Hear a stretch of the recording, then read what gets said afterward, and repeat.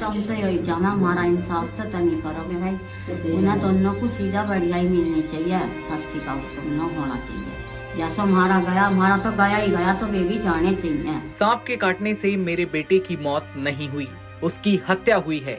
बहू और उसका प्रेमी दोनों को फांसी की सजा होनी चाहिए। ये शब्द हैं इंसाफ की मांग कर रही अमित की मां के। तो लोंडे ने रिजाई तो उघाड़ी रखी थी, तो देखा तो सांप।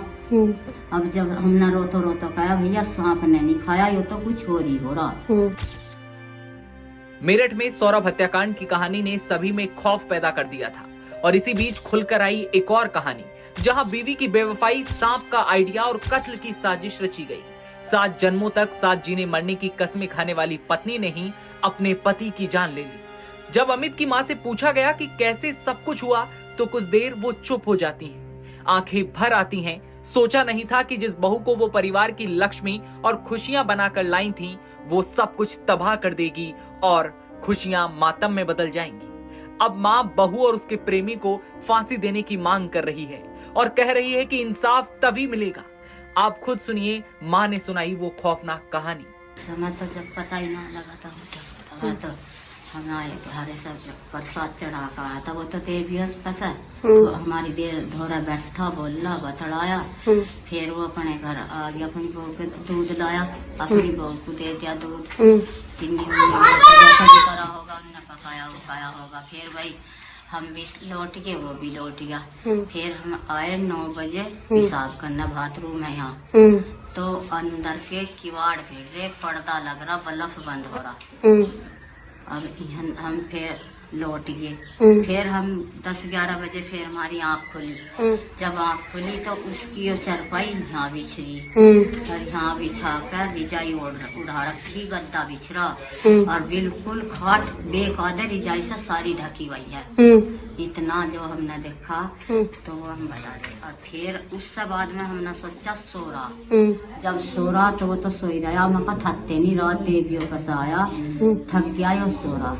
8 बजे उसकी घरवाली ने अपना लड़का चाय लेकर पराठा लेकर भेजा यहाँ से अपने पापा को दिया। तो वो तो खड़ी होगी वहाँ जिनने पर रही और देखती रही वो कैसे करेगा ये लड़का। अच्छा, लोंडे ने आकर कहा पापा पापा, 3 आवाज मारी उनने, जो पापा को तो बोले नहीं, चौथी आवाज में उनने रिजाई तार दी।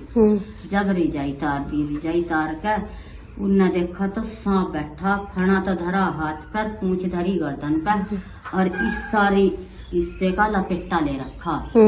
तो वो मैं भारती तो बाहर गया भागता, माँ मैं कहा पापा सांप न खा लिया। हमने कहा भाई नहीं, वो तो सो रहा, उनको ना माँ खा लिया जाकर दे। हम यहाँ आए तो लोंडे ने रिजाई तो उघाड़ी रखी थी, तो देखा तो सांप। अब जब हमने रोतो कहा भैया सांप ने नहीं खाया, ये तो कुछ और ही हो रहा।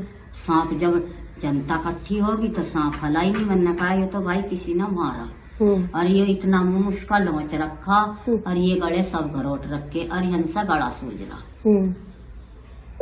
हमने जो सब बुझा, जब तू धो रही तो तुझे पता ऐसा क्या हुआ? तो नाड़ हला कर कहने लगी नहीं मुझे नहीं पता। मैंने कहा तुझे जरूर पता, जब तू धो रही थी। उनने हमें कोई रास्ता दिया नहीं। फिर हमने कहा भाई तुझे जरूर पता, अपना तू तो मुझे कह रही, तब नहीं थे यहाँ सारे। जब हमें सारों को पता नहीं तो हम क्या बताना, जब तू धो रही थी।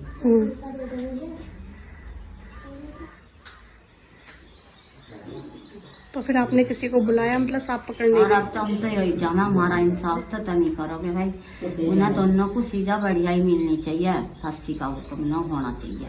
जैसा हमारा गया, हमारा तो गया ही गया, तो वे भी जाने चाहिए। बेटा घर पर हंसी खुशी आया था, और उसके बाद बहू ने ही बेटे की जान ली है। बेटा घर पर हंसी खुशी आया था, रात को दूध पिया था, और उसके बाद क्या कुछ हुआ वो आप मां ने बताया। उसके बाद बहू ने बेटे की जान ली। पत्नी ने प्रेमी के साथ मिलकर अपने पति का गला घोंटकर हत्या कर दी। इसके बाद हत्या को हादसा साबित करने के लिए पति के शव के पास सांप रख दिया, ताकि ऐसा लगे कि सांप के काटने से ही मौत हुई है। मां के शब्द सभी को भावुक कर रहे हैं।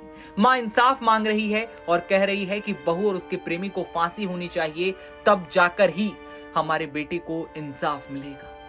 खबर पर आपकी क्या राय है कमेंट सेक्शन में बताइए और देश दुनिया की तमाम खबरों के लिए बने रहिए नवभारत टाइम्स के साथ।